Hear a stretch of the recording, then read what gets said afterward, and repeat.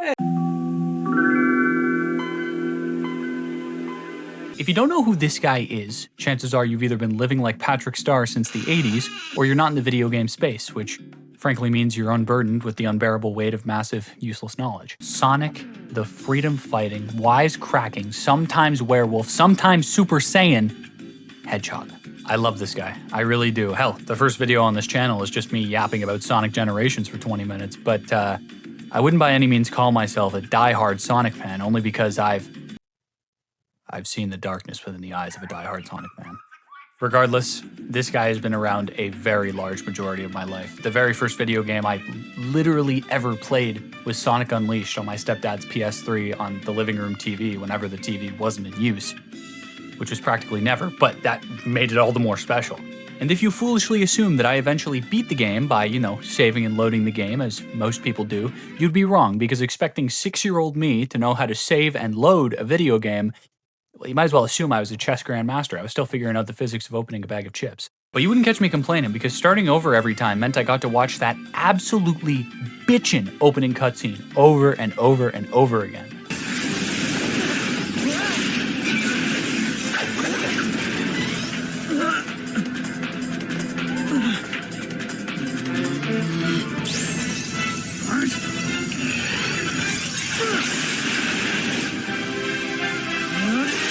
Yes, a full movie of this, please. And Windmill Isle Day, oh man, I still boot up the game from time to time just to S-rank that level. I talked about it a little bit in my Sonic Generations video, just how much I love that one stage, but easily one of my favorite levels in gaming history. Then there was my real introduction to gaming when I was gifted a Wii only a few years later, and I mean, I can't confidently say that he overshadowed Mario in terms of quality, only because Mario was having some of his best games ever made on one of the best consoles ever made, but Sonic was there.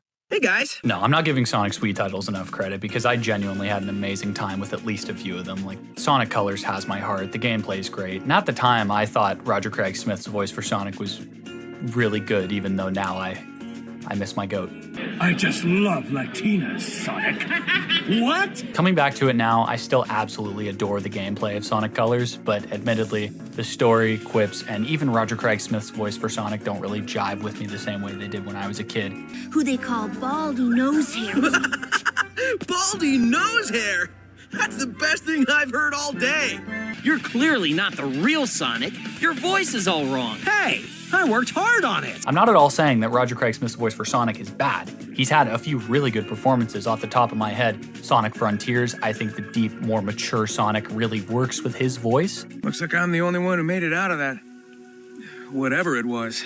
And especially in the Sonic Boom TV show, the deliveries of that show still crack me up consistently. I don't think he can eat solid food. Well, then put it in the blender. Well, if you say so. The chili dog, not the baby! As for Sonic and the Secret Rings, just by taking a glance at the box art, you can tell that Sonic is just terrible at keeping secrets. That's honestly all I got for this game, is that one joke. I didn't like it when I was a kid, so I'm not replaying it now, because I liked everything when I was a kid. Damn! Sonic and the Black Knight, however, unlike Secret Rings, still sits with me really well, and seems to have the similar consensus to Unleashed, where at the time that it came out, it was kind of, subjective, kind of torn between the community. Some people loved it, some people hate it. And now it's generally appreciated for its quality, because that is goddamn all over the place when it comes to this series. The game, again, starts with an absolutely phenomenal opening CG cutscene, which shows the aftermath of Sonic stealing 2 chili dogs from the Garden of Eden. A few months back, when I walked into GameStop with my girlfriend and saw this guy sitting on the shelf with absolutely zero knowledge of his release, I practically almost fell to the ground hyperventilating with excitement, a feeling that I haven't felt for a collectible probably since I was a kid. But these are the games that really solidified my love for the character and series as a whole, knowing that no matter what the age, Sonic would always have new and old adventures alike for me to go on with him. However, now obviously I don't mean that in a literal sense. Actually, come to think of it, okay, in a less literal and more metaphorical sense, how the hell is Sonic the Hedgehog still going strong? Originally created as a direct market competitor to the Red Plumber Golden Boy of video games himself before just straight up getting assimilated, Sonic has seen quite possibly every single placement on the scale of highs to lows. He's had exceptional games that have kept new and old fans alike rooting for him, blasting through stages at breakneck pace while listening to some of the most iconic music in gaming history. He's had games that are just good. Nothing crazy, but not bad by any means. He's had games that are mid, you know, you live and you learn, you move on, no biggie, doesn't really stain the reputation. And arguably one of the worst video games ever released. How the Mighty Have Fallen. Sonic the Hedgehog 2006. Now, remember what I just said about not leaving a stain on the reputation? Well, this game is essentially if you took a shower in a white suit, but instead of water, it was spaghetti sauce. This game is so unbelievably bad and broken that it's not even known by its real name, Sonic the Hedgehog, and is instead called Sonic 06. Because referring to this game as Sonic the Hedgehog, as if it were the definitive Sonic game to play, is like referring to a half-eaten ham sandwich that's been sitting in the sun all day as a gourmet steak and cheese club. This game only appeared on my radar a few years back, and I just criminally underdid my research on it. I thought the intro cutscene looked cool and that the general vibe of the game was pretty neat. So I thought to myself, you know what? I'll give it a try. And had I just done a smidgen more research on the actual game, I could have spent the $20 that I spent on this piece of trash on a solid lunch. I still have it, because this is a collector's item in the Museum of Games that Suck Balls. If I suck balls, you are king of suck balls mountain! Shut the fuck up. This game didn't just need more time to bake in the oven, it was put into and pulled out of the oven before it was even done preheating. Yeah, Sonic 06 is one of the worst, most broken piece of trash video games I and anyone who's ever played it has had the displeasure of playing. But it does have some pretty solid cutscenes. Why fight at all? Why risk your life for those who will persecute you later? If the world chooses to become my enemy, I will fight like I always have.